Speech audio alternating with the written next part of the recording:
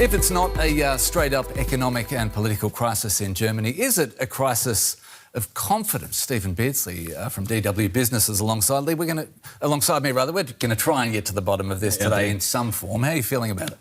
About Germany and the economic crisis?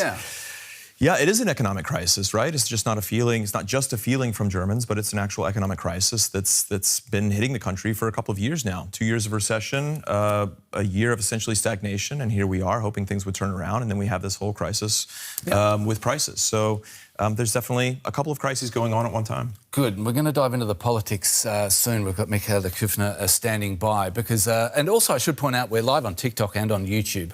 Hello to the early joiners of the chat today. We'll be getting to you throughout this program if we can, because Germans aren't feeling good about where their economy is going. German economists aren't feeling great about how long it's going to take for things to get better. Some German industry leaders are worried enough to suggest they can no longer afford to say no to cheap Russian energy. They need help competing in the global economy at a time when two major conflicts have forced them to change the way they source their materials, power their plants, make and ship their goods. So at home, things aren't great, and they aren't much better on the global stage either. Germany failed to win a seat on the UN Security Council. Former German Foreign Minister, now President of the UN General Assembly, Annalena Baerbock, was the one who read the votes as it became apparent Germany had suffered a humbling blow on the world stage. Number of votes obtained, Portugal, 134.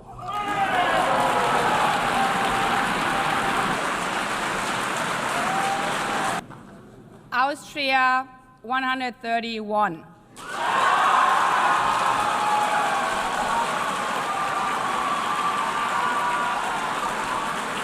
Germany, 104.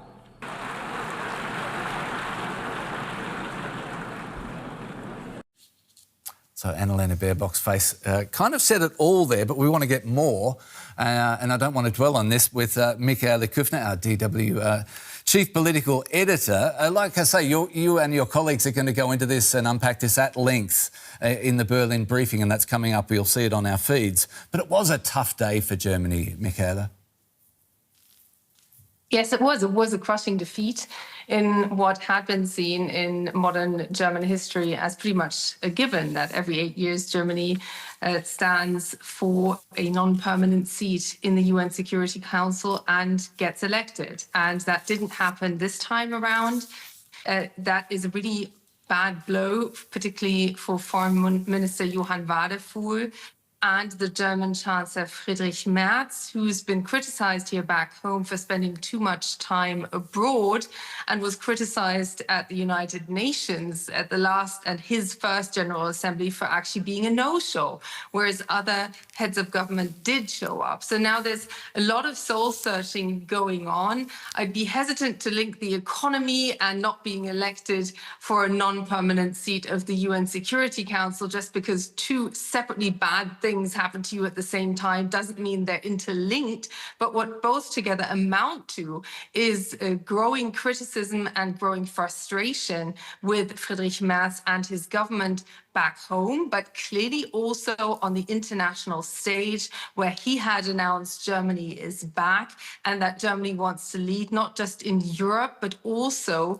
stand in for a rules-based order in this reshaping world. Right, so all of this came, and we frame it together, I guess, because of what happened at the UN, but it came hot on the heels of polling, nationwide polling, Michaela.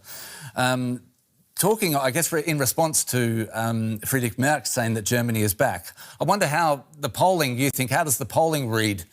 Do Germans feel that Germany is back? How close do the people of Germany feel they are placed on the spectrum? If it's not yet a political crisis, how do the German people feel about that?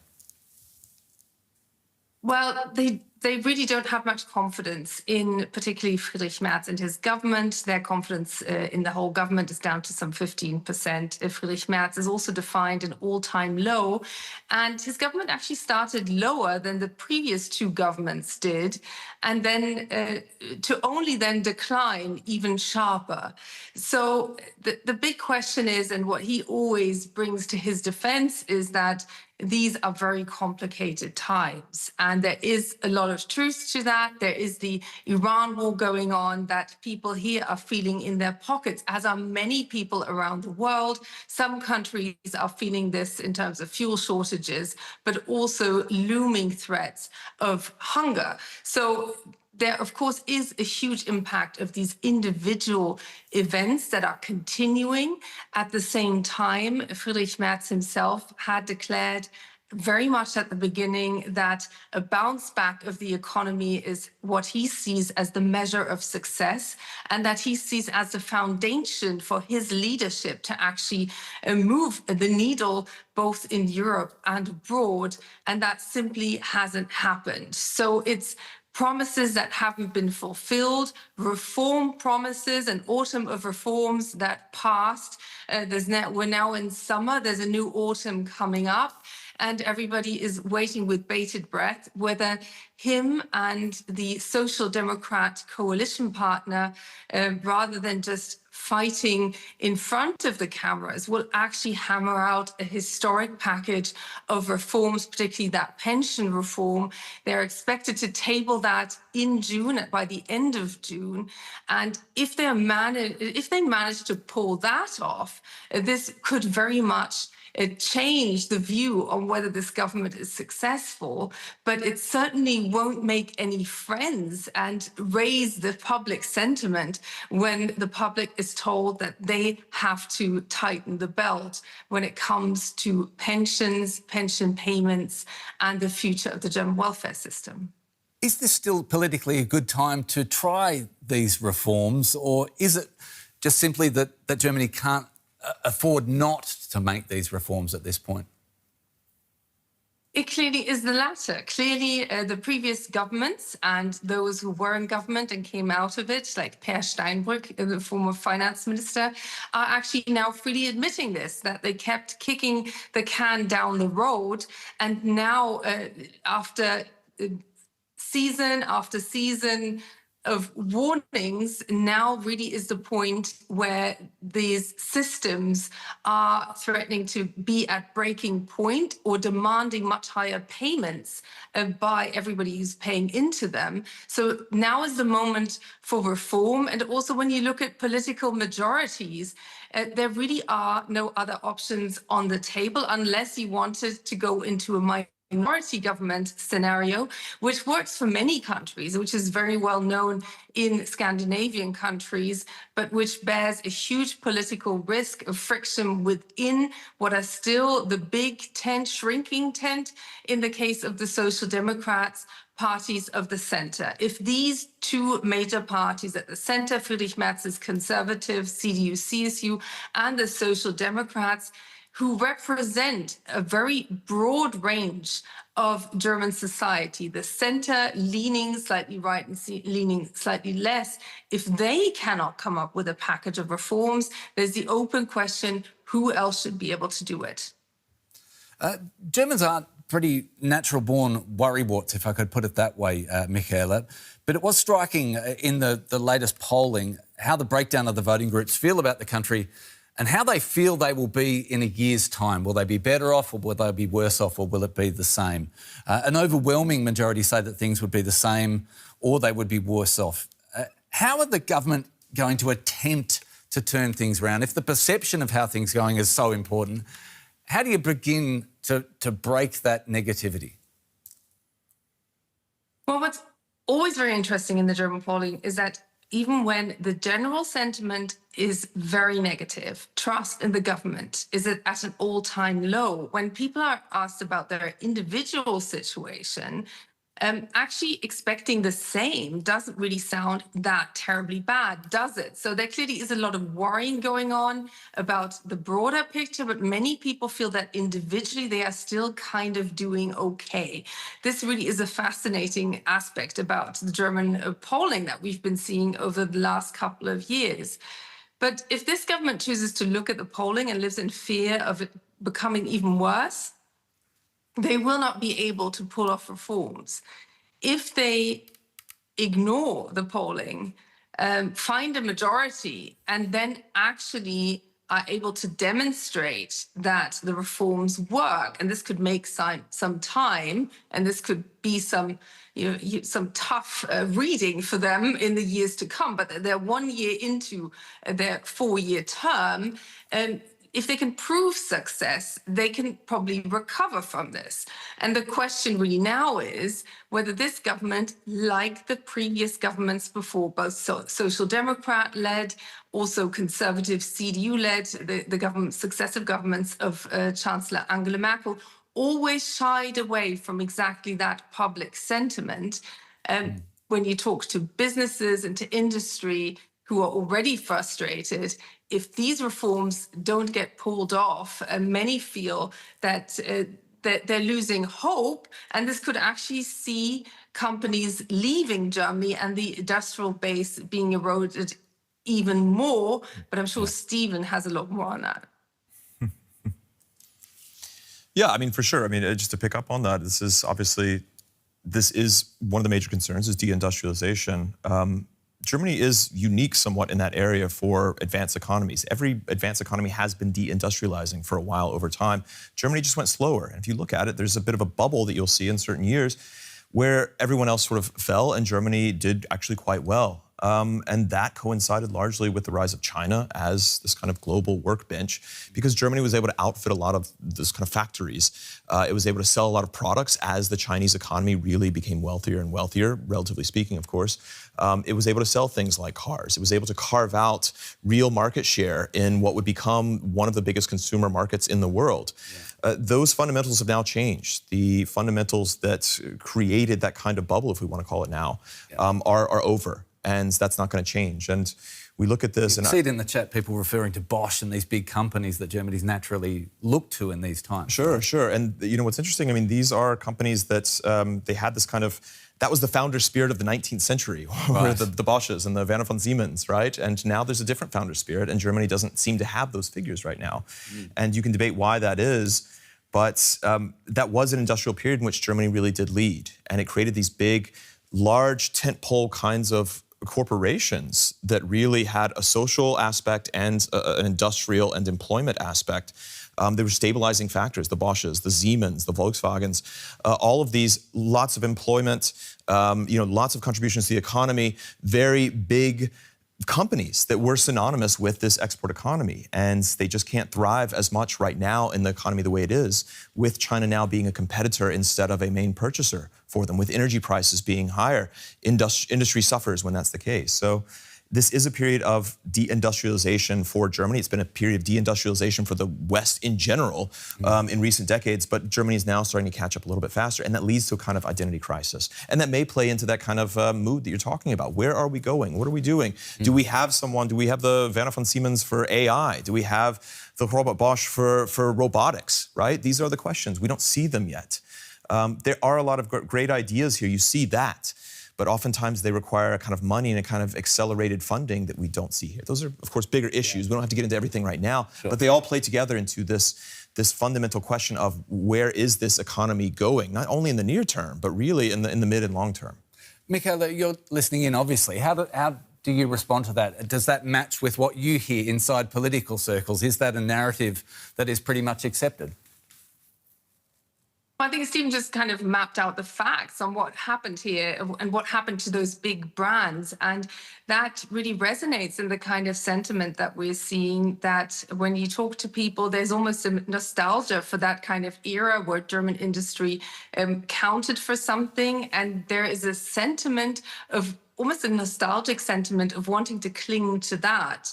And at the same time, we see the future industries, we see AI already having overtaken the whole of Europe, actually, by the US and China, and playing a game of catch up is somehow a message that people don't really want to hear.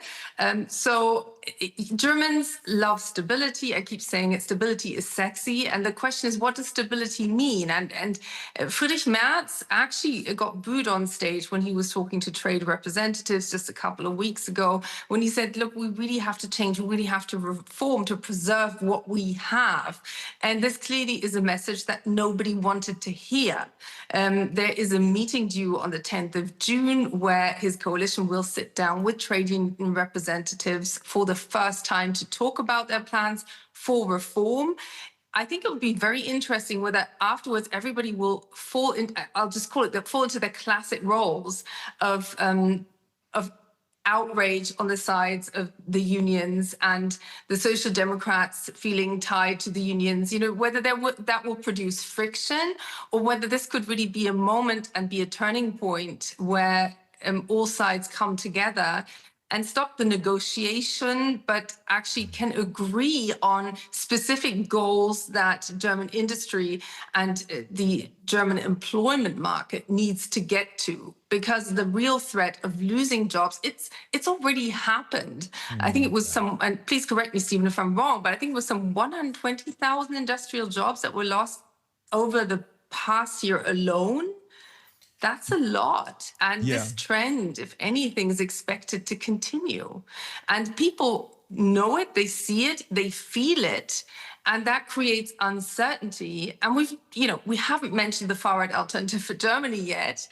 But clearly, this uncertainty is something that is working for the far-right AfD, Alternative for Germany, which all other parties have ruled out cooperating with, but which, according to the last poll, is coming up at 27%. And the second largest party is Friedrich Merz's party, is at 23%. Now, there's always the margin of error. It's only one poll, but this actually has been a trend over the past couple of months. And that is really what these parties are also up against, a promise that things can go back to those good old days without huge effort. And on the other side, a demand that's almost Kennedy-like, ask what you can do for your country, because this is what is required to continue to maintain this welfare system.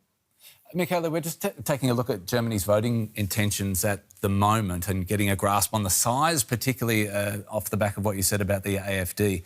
If this current situation is about negotiating a way out and all these sides coming together, you talk about how the AfD has been previously ruled out of having any say on the levers of power in German politics, or that was the idea to keep them away. Is it now getting to the point where they just can't be left out of any negotiation as Germany tries to get itself out of this situation?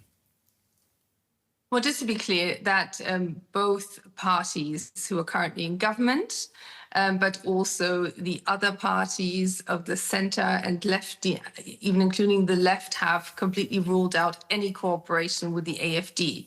They are ruling it out. This is where we're at here in Germany. At the same time, and this is something Friedrich Merz's predecessor as CDU leader Annegret Kramp-Karrenbauer learned the hard way as well. There was at least regional coordination in Germany's regions, in the state of Thuringia, but also in Saxony-Anhalt. There are voices within the conservative CDU party who feel that the so-called Brandmauer, the firewall, is taking it too far, that is not sustainable. This is also, just incidentally, what J.D. Vance, the US vice president, called on Germany to drop at the last Munich Security Conference in February, just days before the German general election, which was an outrageous interference, which didn't really work. I mean, this is also a dangerous game for the AfD to play, to be so aligned with MAGA America. Leaving that aside, there are regional elections coming up in Saxony-Anhalt here in September, and they could see a clean sweep by the far-right Alternative for Germany party, which could see the first regional state run by an AfD government. What many argue even a worse outcome would be if they come just short of a majority of seats. They're not expected to get a majority of votes, but of seats, because there's so many smaller parties, and then there's a 5% threshold. And that would really raise the question, okay, would individual CDU conservative MPs consider supporting an AfD government? And this would send a shockwave through Friedrich Merz's CDU. Friedrich Merz, the German chancellor himself and CDU leader, has pegged his own political future to non-cooperation with the far-right Alternative for Germany. But it is a policy and a position that is increasingly hard to maintain, particularly as many voices in industry are longing for clear-cut reforms and just pulling through with them. So mathematically, this could deliver a majority for difficult reforms, but one has to bear in mind that the co-leader of Alexander Gauland, said that the intention of the far-right alternative is to chase the Conservative Party, basically to split them up. And this could actually deliver the AfD the overall victory they really wanted, which is to essentially destroy or at least severely damage the conservatives of the center here in Germany. Michaela, a fascinating moment in German politics. Great to have you here to walk us through the moment and what might be ahead, where we get to if that scenario plays out. Boy, that will be a real moment here in Germany. Really appreciate your thoughts today. We're going to crack on and keep talking about the economy more particularly with Stephen. But for now, thanks so much. Really appreciate your time. Pleasure. And I know, Stephen, as we were talking to Michaela, the questions were starting to come through. And it was fascinating to hear about that political environment. They've got to sort out the mess and the way forward to a large extent. I want to ask you, how do you think the German perception of the economy matches with the reality? Because that's kind of a syndrome, right? If the people feel that it's so, it is going to end up. Often we see that with inflation too. If you think prices are rising, then actually prices may start to kick up. Right. But really, it is interesting because we talk about job losses, and Michaela was generally right around the figure that she gave about, we see year on year somewhere 120, sort of 180,000 actually, I think recently, manufacturing jobs lost. I think that was April or May, year on year. So 180,000 positions disappearing in manufacturing. That includes cars, metals, machinery, the traditional German kind of industries. And the gains are in healthcare, they're in services, they're in nursing is one of the big ones. That's not so different from what we see in other economies as well, that's really where the gains are because these are aging populations. Yeah. What I'm getting to is that you don't see mass layoffs here in Germany. So when we talk about the perception, the public perception, there's no mass layoffs. Oftentimes, these cuts that we're seeing in places like the car industry, car suppliers, that kind of stuff, they are announced over a period of years, and usually it's buyouts or it's someone aging out. So we're not seeing necessarily people kicked to the curb or to the street. That does maybe, sort of temper the kind of perception of the economy here. On the other hand, we know that municipalities around Germany are posting some of the biggest deficits they've posted in a long time. Right. And they collectively, I believe this year was poised to be, or 2025 was poised to be, or maybe it did end up being a record year for the cumulative deficits that the German economy's created, the German cities. And what that means concretely is that there have been a lot of cutbacks to services, cutbacks to subsidies for the arts, maybe for recreational facilities, for things like childcare. And so we're seeing that that's where people are feeling it, is they're starting to get hit in the pocketbook in many areas. And what's interesting is that these otherwise prosperous areas, especially the car cities of, classic car cities, Wolfsburg, Ingolstadt, home to Audi, Stuttgart, Porsche, right, that they're actually suffering especially because these businesses pay so much municipal taxes, and now they're paying less because they're making less profit. And so we talked with the deputy mayor of Ingolstadt last year, and she said, well, we don't have the money to pay for Christmas trees, public Christmas trees this year. Luckily, people are donating something. Right. And so people are picking up on this. Services are changing. Prices are going up because times aren't as good. And once prosperous regions are no longer as prosperous. Right. You know, the car regions in Germany are among the most prosperous in all of Europe. And now they're changing rapidly too. So that plays with the mind. So a question coming up in the chat, users asking what needs to be done then to support manufacturing. Can they do it? As manufacturing and the relationship with government and life here in Germany exists, and you talk about municipalities, sure, how to support the manufacturing from here on? I mean, the fact is, I mean, many economists hold it for a rule that as societies develop, they're going to move more towards services in general and away from manufacturing because costs become lower elsewhere. They can get the same manufacturing for a much lower cost in other countries, and we've seen that happen around the world. It's hard to prevent that or to bring it back. If you want to see efforts to do that, look at the US, for example, raising tariffs, things like that. But that then raises costs on everyone else, and it's incredibly inefficient, and it burdens households with a lot of taxes. So it's hard to find the wand that makes manufacturing come back. For Germany, it worked because they were able to keep prices down, actually wages down for a while across many sectors, by working with unions and TAC to kind of create this kind of export advantage. Yeah. And then they also had China. And, you know, those times have changed. So they do still have, you know, a kind of advantage in certain areas of manufacturing, but it's just disappearing. There are more competitors now. So how do you get that back when there's more players, you know, reaching for the same bowl of soup? And it's just nothing that you can do to make that change. So you're a big part of informing the DW audience about the state of the German economy here and increasing the understanding. What do you think is the main takeaway from all the figures that you've read in the last 48 hours? What troubles you most if you had to pick one? I mean, when you talk to business leaders themselves, I interviewed yesterday. I had the chance to interview the CEO of Volkswagen, Oliver Blume, and this was at an event in Spain where they're introducing some new manufacturing there. Yeah. And he said, the fact is we're living in turbulent times and chaos is basically just part of the recipe now. You just have to know that there's going to be turbulence, whatever happens. And so they have to keep their costs as low as possible to try and leave themselves in a position where they're not going to be thrown off by the next tariffs announcement, or losing a bit more market share in China isn't going to kill them. So it's really about pulling back on costs.